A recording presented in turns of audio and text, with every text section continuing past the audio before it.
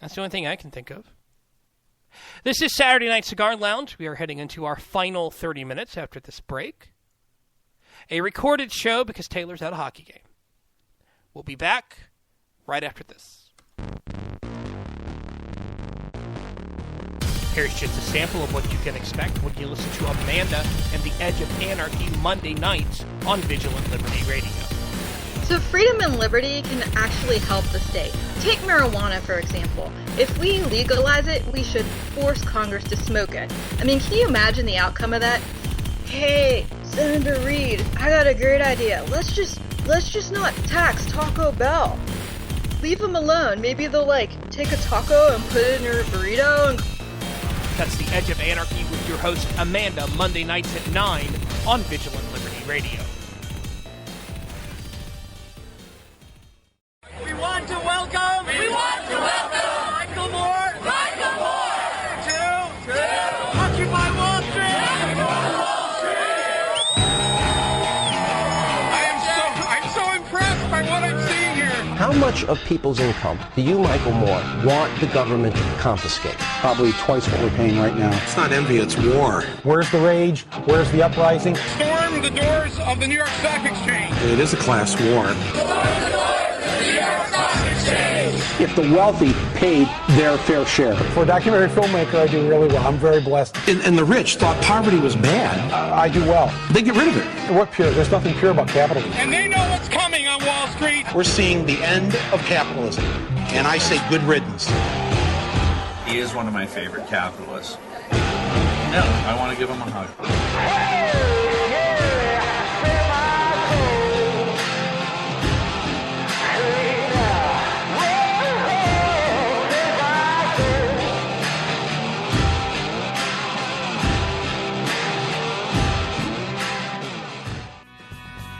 Thinking that your life's been overrun, but you know you're not the only one. This is David Brown, author of Deep State. You are listening to Vigilant Liberty Radio. A different set of rules with every breath. Hold your fire till you see the whites of their eyes. Hold your fire.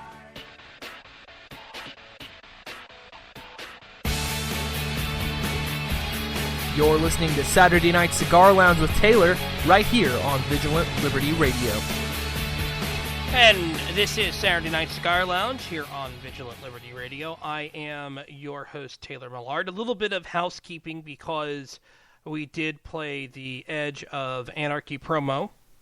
Your special guest host of Edge of Anarchy on Monday is yours truly.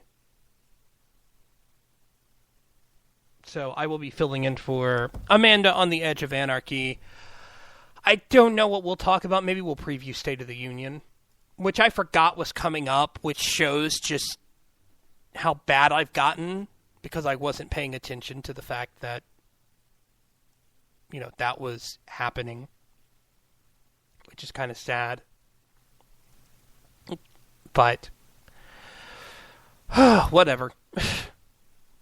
Speaking of the president, it's a little bit of a note. On Friday, he urged European governments to try to better assimilate their Muslim minority populations as they respond to extremist attacks like last week's shooting in Paris.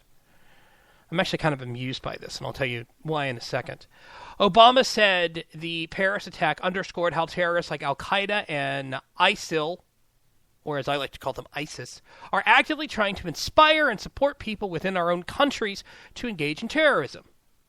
Our biggest advantage, major, is that our Muslim populations feel themselves to be Americans, and there is this incredible process of immigration and assimilation that is part of our tradition.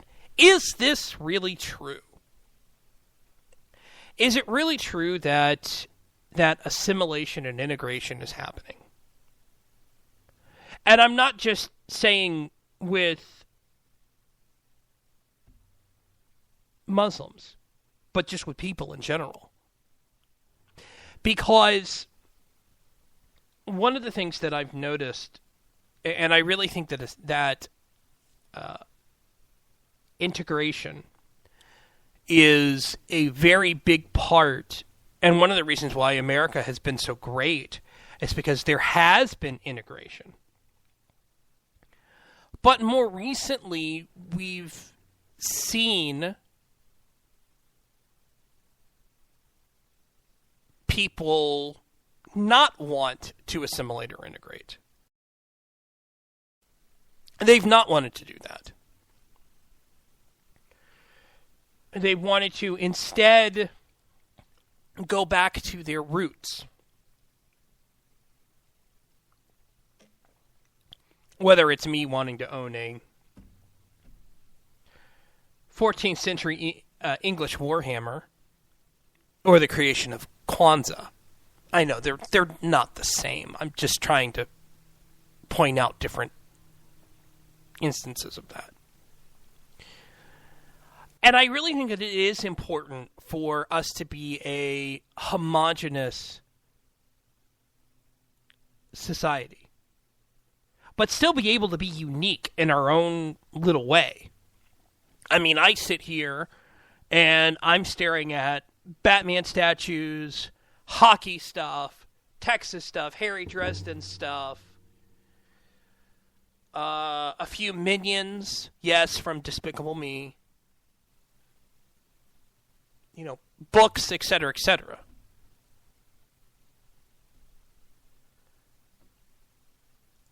You know, there's nothing wrong with everybody having their own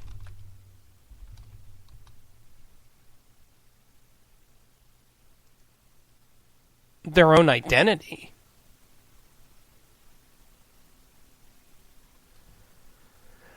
But it should be pointed out that there is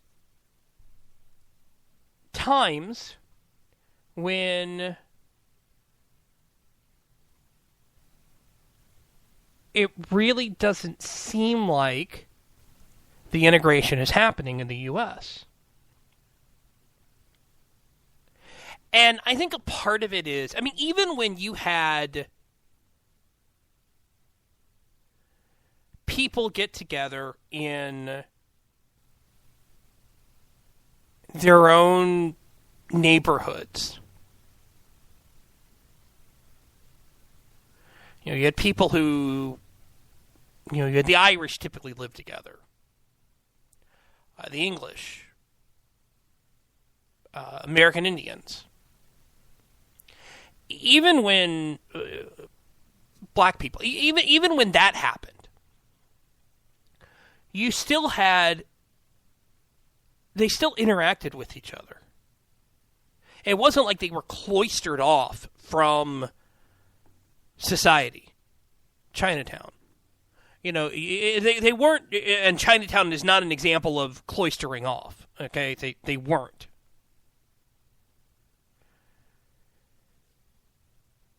So,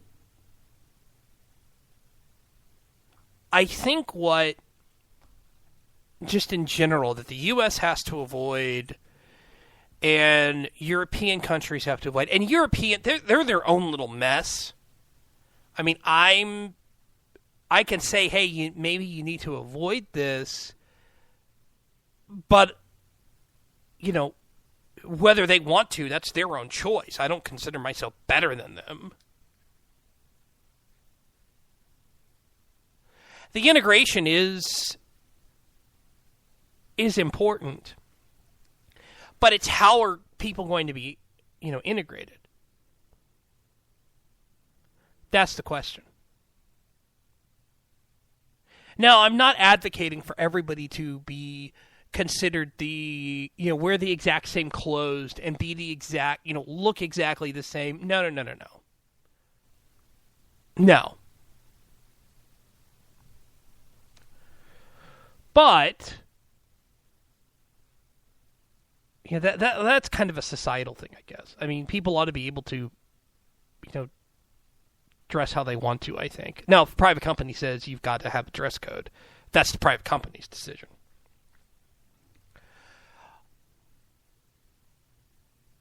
But I'm not always 100% sure that integration has happened here in the U.S. or it has happened. And it seems like there's kind of this kind of pulling away at times. And if people want to, that's their choice.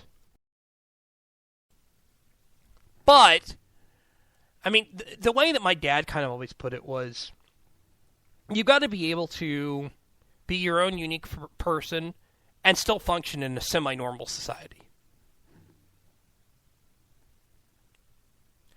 That's kind of my thoughts on what the president said in urging European governments to try to better assimilate their Muslim minority populations. There's a difference between assimilation and kowtowing. I guess that's the final thing I kind of want to say about that. This was something that Boston Randy and I were talking about on Twitter yesterday. You can follow me at EYE Desert Blog. That's at EYE Desert Blog. I promise to change it eventually, shortly, at some point. But SMU is in trouble again. That'd be Southern Methodist University here in Dallas, Texas. They are under investigation for allegedly, possibly, violating laws or NCAA programs. What SMU said on Friday was it's received notice from the NCAA about potential improprieties in the men's basketball and golf program. Golf. I find that funny. It was the Dallas Morning News that the NCAA's investigation uncovered as many as 11 potential infractions, including academic improprieties involving the grades of basketball player Keith Frazier. Frazier, by the way, apparently he was investigated last year because what the Dallas ISD found was that apparently a teacher's assistant pressured a physics teacher to raise his grade to make him eligible at SMU because he may not have met attendance requirements to graduate. Not only that, but apparently SMU's ace recruiter Ulrich Malagi asked about the players' grades in May. But what SMU said was that the school didn't ask that the players' grade to be changed. They were just asking about, hey, what do his grades look like? So, I find this interesting. Not only else, but apparently another member of the SMU team, Justin Martin, left the team on last Saturday, saying he would forego the rest of his senior season to turn pro. So what does that mean? It's a good question. Malagi, by the way, is on a leave of absence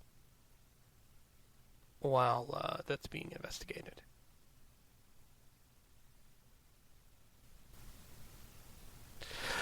As for Larry Brown, who is the coach of the SMU Mustangs, recruiting violations were uncovered at UCLA, although those happened before he arrived. At Kansas, where he coached from 1983 to 1988, he admitted giving potential transfer Vincent Askew $364 for a plane ticket to visit his ill grandmother. If I would love to know the circumstances of that. If it was, hey, you need the money, you can go visit. I have no problem with that. I don't. But I'm weird like that. I would love to find out. Apparently, the issues involving SMU's golf program.